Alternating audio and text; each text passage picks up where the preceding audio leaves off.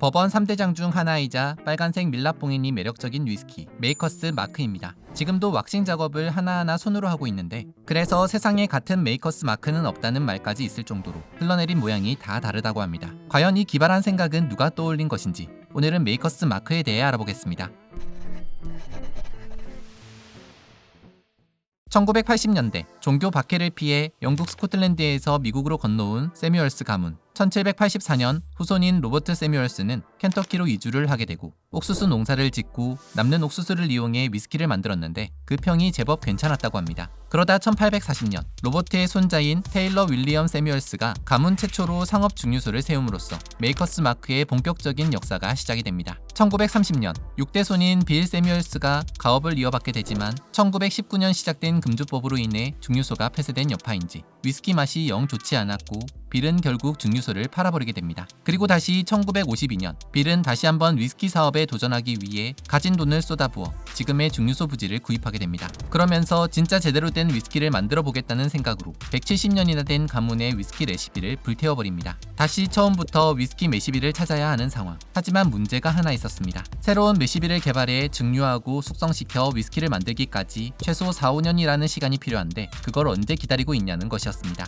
그때 기발한 아이디어를 내놓은 이가 있었으니 바로 빌의 아내 마저리였습니다. 최적의 메시비를 찾기 위해 술을 담그고 기다리는 건 너무 오래 걸리니 먼저 빵을 만들어 테스트를 해보자고 한 것입니다. 이런 마저리의 아이디어 덕분에 메이커스 마크는 호밀 대신 붉은 밀을 사용해 달콤하면서도 섬세한 맛을 가진 위스키를 만들어낼 수 있었는데 이때 만든 메시빌은 지금까지도 사용이 되고 있다고 합니다. 사실 빌과 마저리는 대학에서 함께 공부를 한 동문 사이였는데 마저리 역시 위스키 가문의 딸로 위스키에 해박한 지식을 가진 여성이었으며 메이커스 마크는 파라리 마저리가 만들었다고 할 정도로 마저리의 손이 안 간 곳이 없다고 합니다. 메이커스 마크의 시그니처인 빨간 밀랍 봉인 역시 마저리의 생각이었는데 처음에 빌은 위스키만 맛있으면 되지 봉인에 멋부릴 필요가 없다며 반대를 했다고 합니다. 하지만 마저리는 맛도 맛이지만 브랜딩도 중요하다며 자신의 고집을 꺾지 않았고 주방의 튀김기로 왁스를 녹여가며 직접 왁싱 실링 작업을 했다고 합니다. 뿐만 아니라 메이커스 마크라는 이름 역시 마저리가 지은 것인데 장인들이 자신들의 마크를 작품에 새기는 것처럼